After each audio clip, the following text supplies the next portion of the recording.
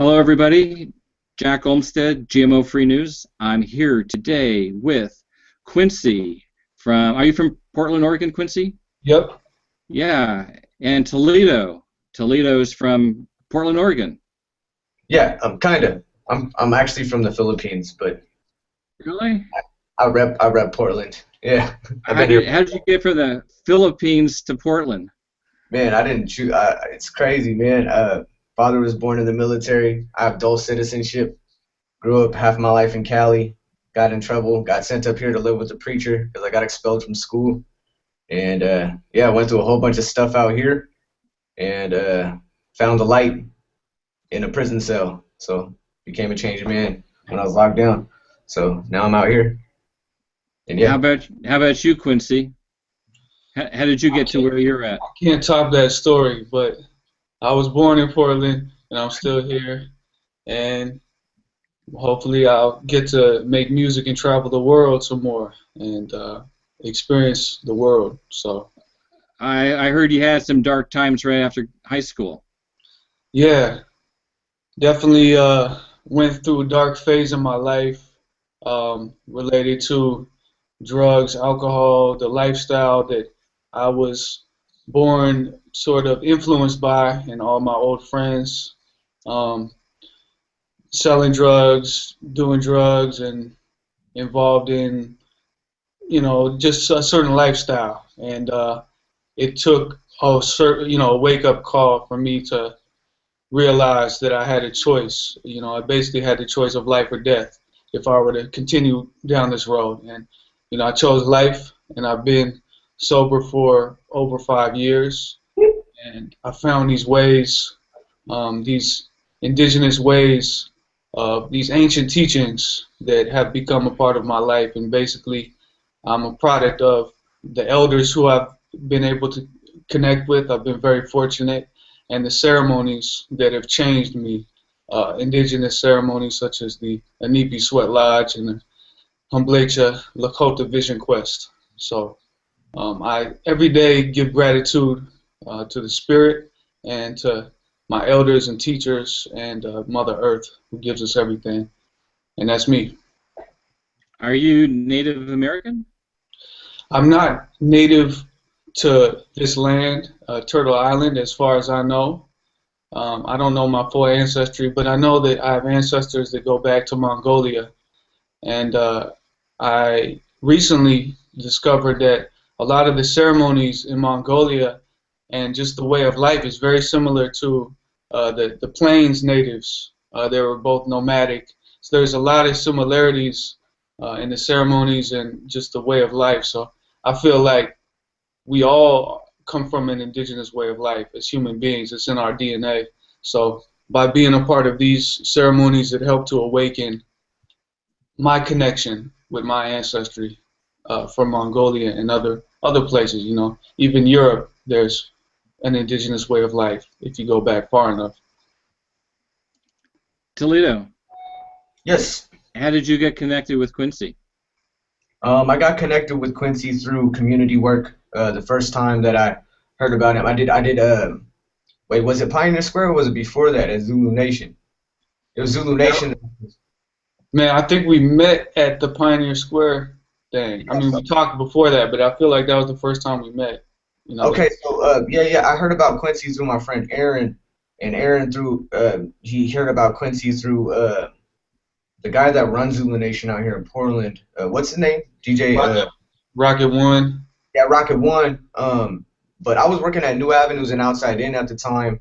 When I was 15, I was homeless on the streets, and I went to the whole New Avenues Outside In program. They fed me, clothed me, gave me a place to sleep, all sorts of stuff. And then when I got out, I put myself in college and started doing music and taking my music seriously and giving back to the people, feeding back to the community that I once took from. And they hired me at Outside In at New Avenues, and I threw a benefit show at Pioneer Square in the middle of downtown for the youth, but it was also like a dual type of show. It was a fundraiser for the youth's music equipment, so they have a way to express themselves on the streets. But also it was in a response to how the police have been discriminating hip-hop in this town at a show it's called Heavyweights. It was at Blue Monk, and they shut it down. 20 cops came in deep. It was like a murder scene because we were throwing hip hop in the town, and one of the artists was affiliated with a gang, a certain gang in Portland. So, anyways, I did that. I heard about Quincy, and Quincy. I heard about him standing up for hip hop and being an educator of hip hop, and I booked him for the show to open it and perform and give a lesson on the 5 elements of hip hop, and that's how I met him. I met him doing this community work, and I vibed with him. Same work. We're both educators. We both have a heart for the people, and we're both seeking truths. And yeah, that's why I do work with him now. And we got a thing called Cypher Cure, which is awesome. We're starting an organization where we have eldership and guidance for the youth. We utilize hip hop and rites of passage, and it's beautiful. It's beautiful to be a part of this work and do that music video for Flint, Michigan. And that's just one of the social issues that we're dealing with. There's a lot of stuff going on, but we're both hip hop artists, and this is the only thing we're good at is organizing through utilizing our voice, connecting with the pain that people have. You know? Quincy, can you talk about working with Talilo? What do you enjoy about the collaboration? Man, just the energy that Hyper. Talilo comes with. What was you gonna say? I said I'm hyper. You know, I mean, I can speak on like the first time we met for this organization called Cypher Cure, which we didn't know what it was going to be at the time, but it was just me, Talilo, and a few other friends, like 2 other good friends who are also, you know, have a heart for this work and are hip hop artists, and we just met up together and didn't know what was going to happen. We just would freestyle, you know, we would just rap in a circle, and that was like the birth of Cypher Cure, because it was something about the energy in that circle and all of us just freestyling whatever would come to us, pass through us, and then in the circle is like something greater than us. So I feel like working with Talilo is that kind of energy, you know. It's we both bring something to the table, and we are able to align intentions, you know, and hearts, because I feel like now is the time for us to awaken the heart more so than the mind. I mean, of course, it's important to be educated, but I feel like Talilo and myself are examples of people who, you know, are able to have energy pass through from the heart, through our art. Hey, right there. So, you know, it's dope, and I think that he's like an old soul type of cat, and so I respect him and his work, and it's dope to collaborate and continue to do so with Cypher Cure moving forward. Likewise. Talilo, can you talk about being an educator? An educator, I mean, it's cool. It's a big responsibility. I'm still learning. You know, I'm still a student, and I'll always be a student, no matter how long I'm able to live on this planet. But I feel like education is very important. And like Quincy was saying, it's not just about knowing the roots of where we come from, knowing the roots of hip hop and how it started and how it got to be and how it is now, and how there's a really big need of educators through hip hop, because hip hop is one of the most powerful things that relate to this generation. And I'm not saying that's just one genre. I mean, there's rock, there's all sorts of music.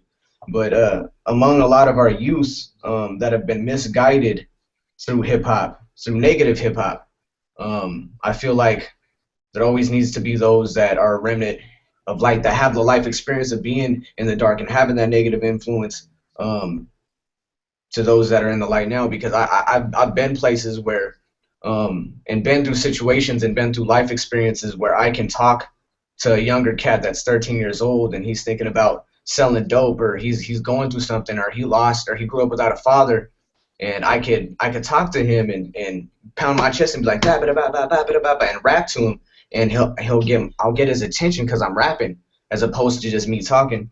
So there's power in that, and once I realized that, I started diving into actually doing workshops and getting involved with community, Boys and Girls Club, New Avenues, a lot of nonprofit organizations in town, throwing my own events and teaching these young men and women how to throw your own shows, how to formulate a bar, how to the history of African Bambata and the roots of hip hop, and even deeper than that, indigenous tribes of sitting in a circle and ciphering and sharing your story and knowing your gifts and awakening that genius.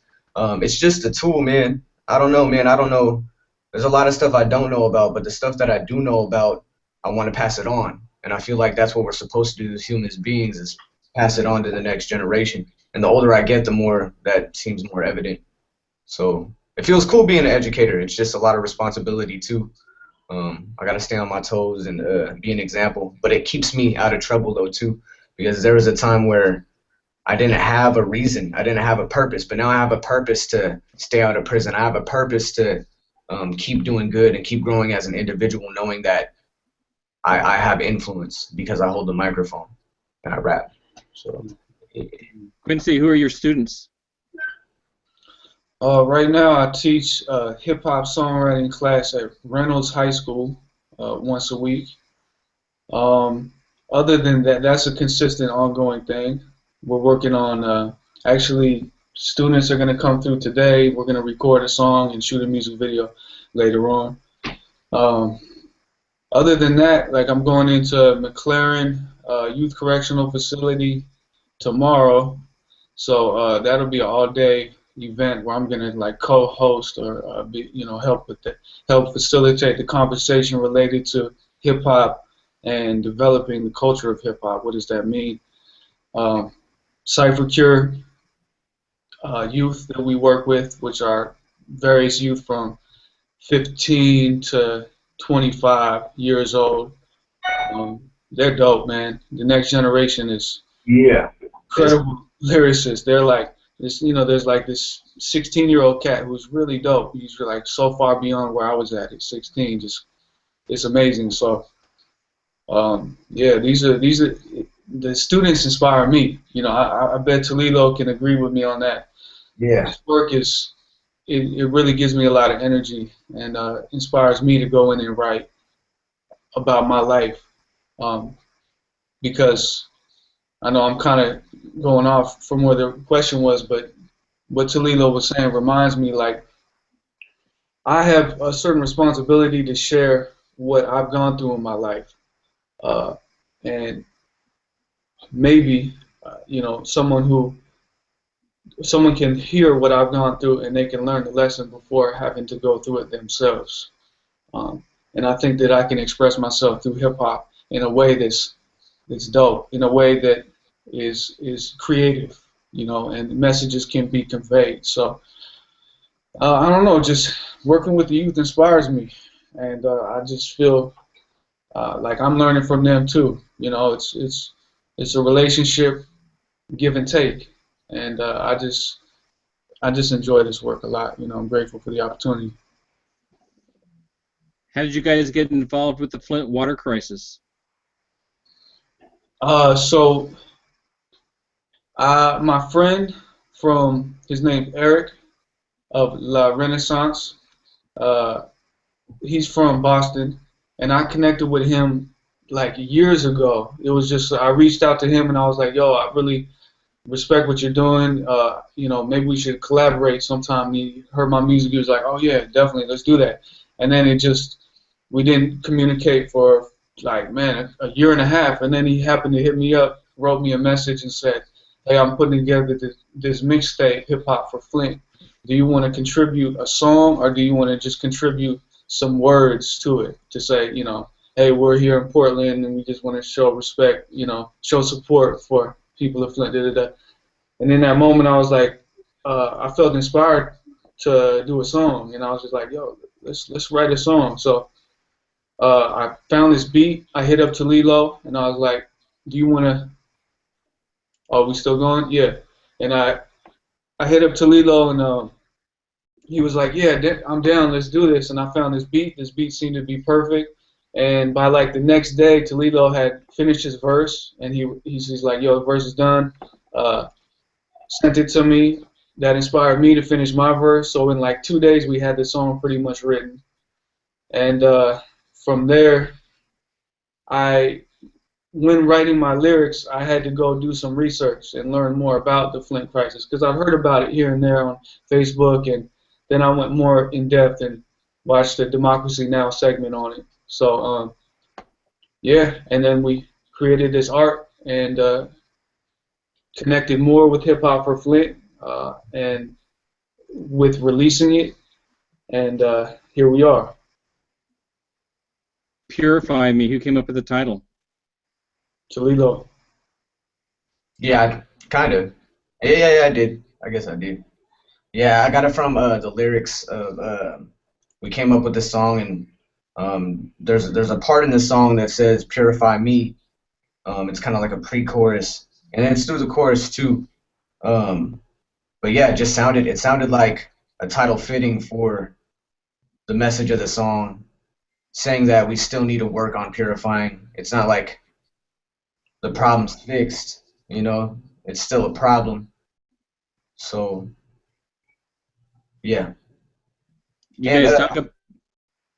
go ahead. You guys talk about Nestle in this music video. Did you Yep. know there is a connection in Michigan and the Flint water crisis with Nestle? Yeah, I discovered that, and that was the connection. I realized I didn't make it so overt, but I thought I was kind of subtle about it, you know, like talking about Nestle. So yeah, Yeah, it's crazy because I came to I heard about Flint, Michigan before we did the song, but before we even did the song, a friend of mine, Ben and Natalie, Ben is from Flint, Michigan, and he lives here in Portland, and he came to me asking to help him do a fundraiser here in Portland, and he ended up booking it on a date that they were doing a national day for Flint, Michigan. Everybody was doing a concert at the same time, and he was telling me about his family, like literally like the murder rate being up to 4,000 out there, and like people driving to other cities just to get bottled water, and it takes 160 bottles of water just to do daily stuff like brush your teeth. And like I can't even imagine. Here in Portland, there was a time where we had to boil our water because of some E. coli in the water. But you know, I don't really know what it's like in Flint. I can just imagine what it's like. You know what I'm saying? And I know what it's like to be thirsty. And it's just a human rights violation all across the board, and it shows the conditions of this country and the political system. And when he talked about Nestle, I didn't know about it, and Quincy started talking about Nestle, and then how they've been trying to do stuff here in Portland, Oregon, to the Cascade Locks, and that's why we're talking about that. He put that in the lyrics and made it evident that there's these corporations that, man, they just money hungry. And it's messed up because they're messing up the same planet that they breathe and drink from too. So it's crazy. uh, Quincy, can you talk about your connection to the Flint water crisis? What gets you going on it? yeah. Well, that's a good question because I had to ask that myself before I really sat down and started writing lyrics. You know, was related to water, and so, you know, like I said, I did the research and I learned about how there's the connection with Nestle, which is connected with the Columbia Gorge, where Nestle is still trying to come in and privatize water here in Oregon, which would be the first time that a corporation is allowed to do that with, you know, quote unquote, publicly owned water. So, man, that's like a big red flag because if that's allowed to happen, what's that leading to? You know, that's a big question.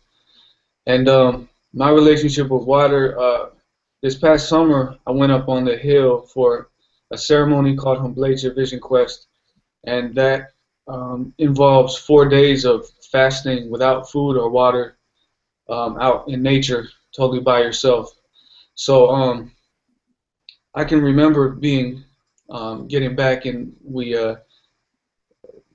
go back into the sweat lodge ceremony before to complete the ceremony. And I remember being in a sweat lodge and holding that water in my hand and just truly understanding what it means that water is sacred and like water is life. This is what the elders have taught me.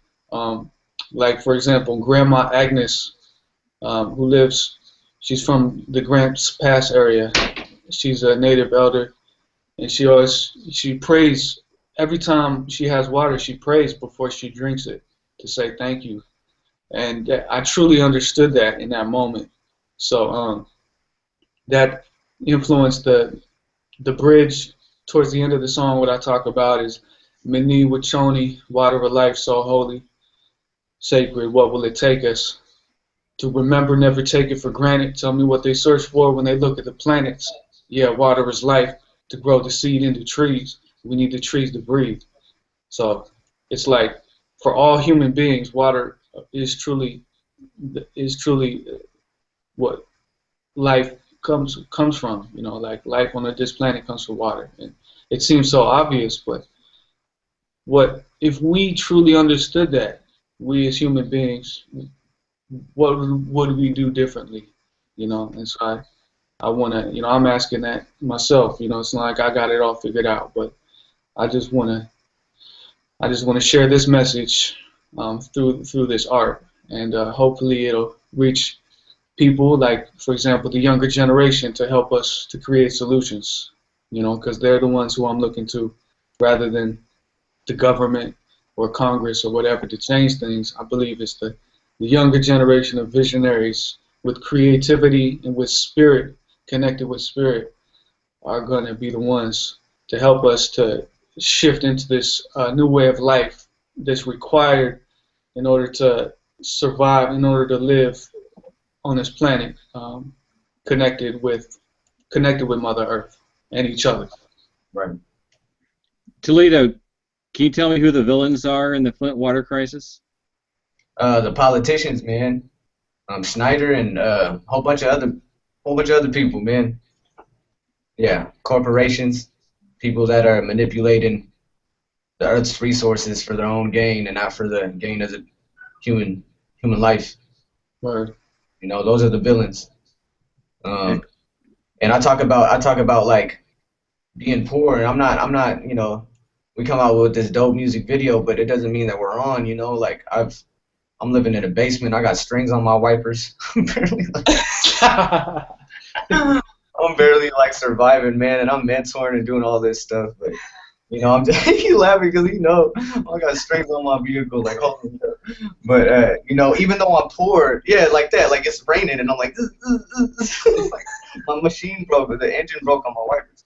But Do what you got to do, though. I gotta do what I gotta do, you know, and like I'm surviving off school loans, and I say in there like even though I'm poor doesn't mean I'm not willing to give my body for the greater good of yours. Like it's like I'm still giving my body as a sacrifice and a living example of a servant, you know, using my voice and my skills and my talent. And like Quincy, like I believe to the fullest that me and Quincy are getting older. I mean, we still young, but we, you know, eventually time goes by really quick, and a lot of these kids are unguided. So to encourage them to utilize their gifts and realize that to handle these issues and talk about this, you know, spread awareness about this is very important. And I feel like this video is doing that. A lot of the youth that we work with in Cypher Care are, I'm sure they're all inspired by this music video that we did for Flint, Michigan. So, yeah, and flipping this pyramid, man, like, it's funny because we were in the studio and I had a different lyric for it, but me and him, like, I came up with the lyric in my head and he was thinking the same thing. And I was like, oh, that makes sense, because that's like the way this corporation, this country, this company is set up, is like a pyramid. Like people at the top benefiting off the people at the bottom, and we need a government that works for the people and not the other way around. So, yeah. Quincy, can you tell me who the heroes are in the Flint water crisis? Heroes. Yeah. I think that the heroes are the people who are coming together in unity, and I think that that's still playing out now. I think it's the people who have the power, whose sort of the human spirit has been awakened for us to create community solutions. Seeing this as something that we have to take responsibility for as people, as community. So I think there's many heroes, and it's still playing out, and we got to stay strong and stay focused and keep moving towards community-based solutions. You said that you watched the Democracy Now! Yeah. Mini documentary on Flint, Michigan. What do you remember that? What are some of your impressions from that little mini documentary from Democracy Now! Amy Goodman, she was in Flint, Michigan. Yeah, just just how extreme it is, you know, just how dire, you know, it's been for the people, and you know, I can't, you know, I can't imagine what it would be like to have, you know, to live there and to have a family and to not have water. You know, there's a time I remember they said the government themselves said there's no clean water source, you know, in Flint. There's like they asked them, you know, like, what is it? And there's none. And I mean, that's crazy to think about. So I just related that to here, and that's what inspired the whole song. I think for me was like, what would happen if what came out of the tap water was poison for me? What would we do? So I just related it to my life, and especially if I don't have kids now, but man, if I had kids, I will, you know, I hope to one day, and I just want, with the direction things are going now, I just want them to be. I want them to be supported, you know, and to have clean water and to have a healthy life, and that's really what motivates me right now. And Talilo, Yes. what motivates you right now? Like I said, the next generation. Yeah, this music, man. This is the only thing that I'm really good at effectively. You know, I mean, I do a lot of stuff, video, photography, book shows, all sorts of stuff. But it's really the next generation of my family, and this music, it's bigger than hip hop to me. I see the influence that we have as musicians, and I'm just all about extending the quality of life. You know, I don't have any kids either, but if I had them, you know, I feel like I'd be even more agitated and more pissed off about this. You know what I'm saying? But the fact that I feel blessed to be able to even be in a situation and have the heart to help out, because I know if I had kids, I'd go even harder. So I think about the students that I work with. I think about the friends that I have and their kids. I think about my family in the Philippines and everything that I do this music for. That's what inspires me, man. It's like people going through pain and knowing that they don't have to go through that. You know, that there's a solution, that there's always hope. So when I make music, it reflects that understanding. Quincy, can you talk about making the music video, Purify Me? Where'd you get the images? Yeah, so the shoot itself, we shot it at the Bonneville Dam, which you see there behind us, all that water. That's right off I-84 in Oregon. It's by Cascade Locks. And we just, you know, we both I came up with some ideas, Talilo came up with some ideas, and we were basically like, okay, let's go shoot this. So the first day was, I remember it was a Thursday, and we drove over there and, you know, showed up, got through security, and we talked. Someone came up to us later on, like they were cool about us shooting there. They didn't really have a problem with it. But someone, security guard came over just to say, you know, say like, hey, how's it going?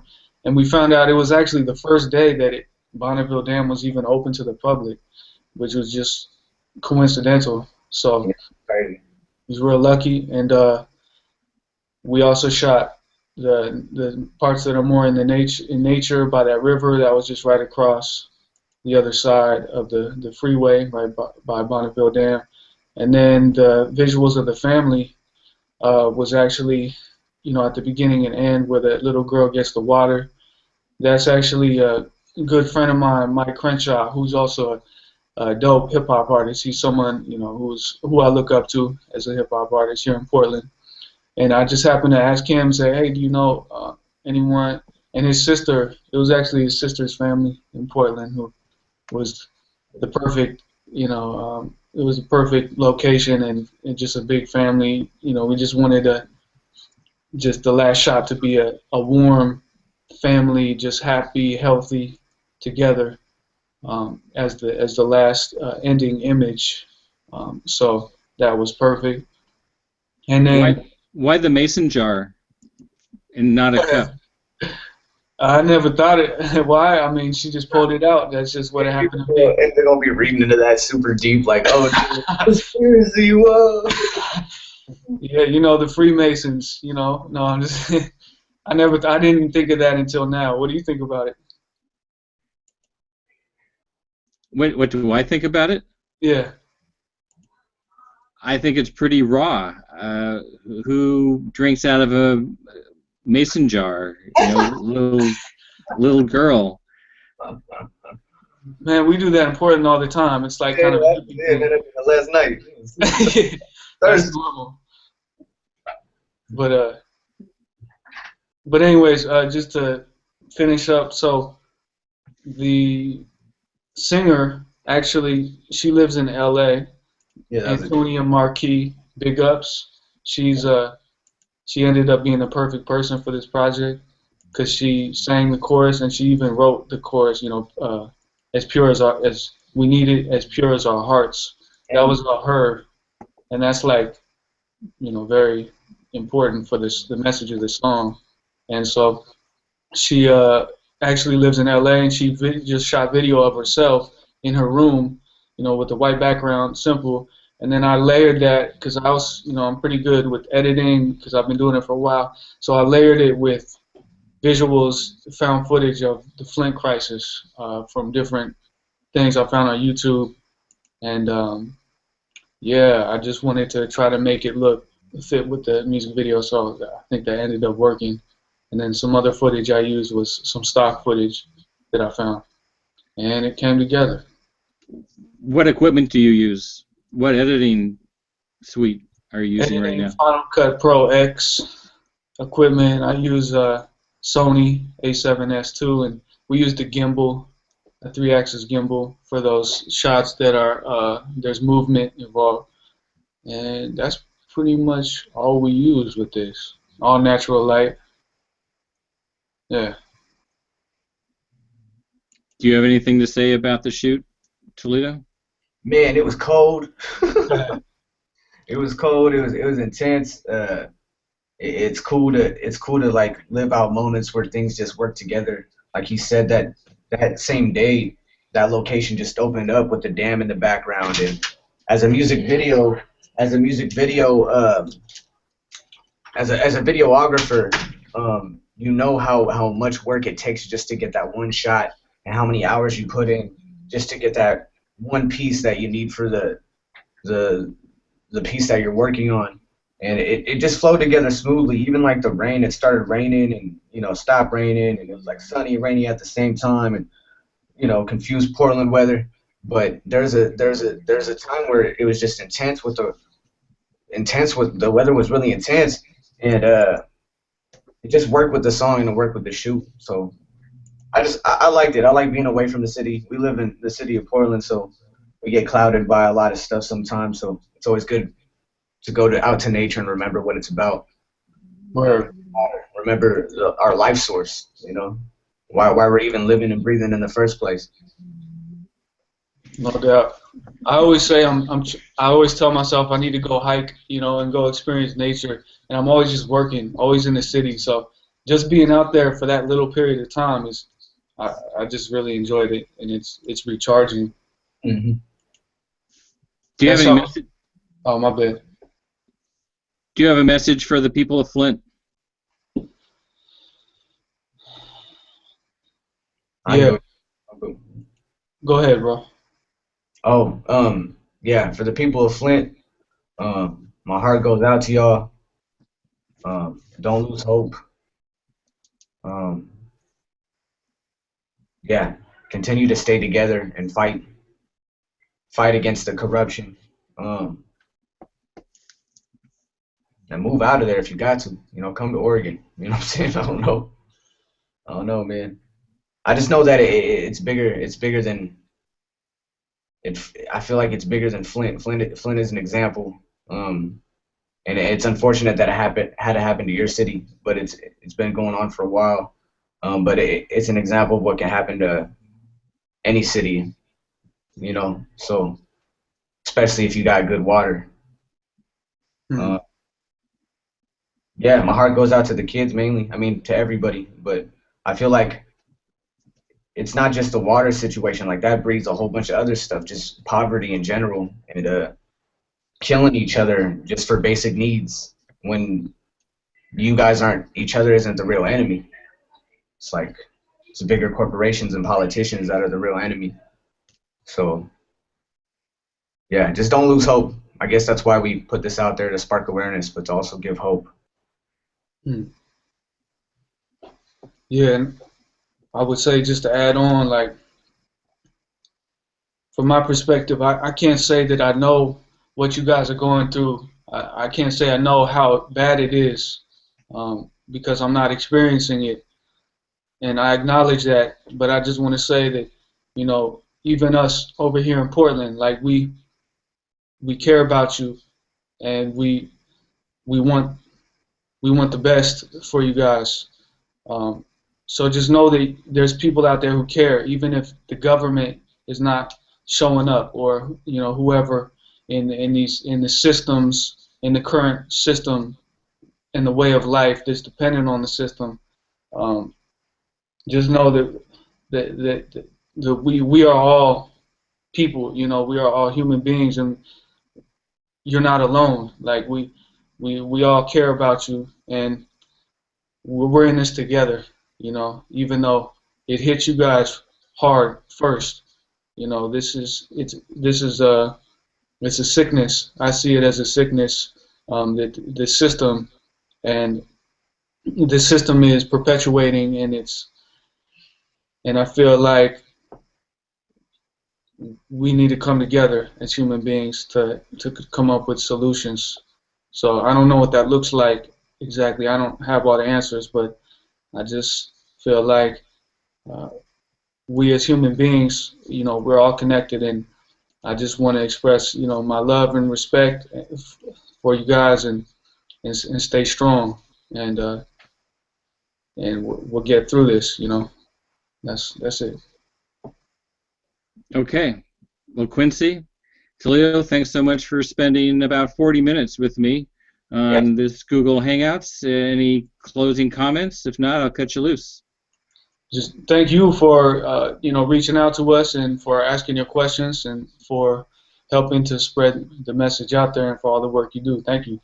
yeah. Thank you for everything, man. Shout out to everybody watching this and supporting. And happy Water Day, by the way. He was quick with that. Yeah. Yeah.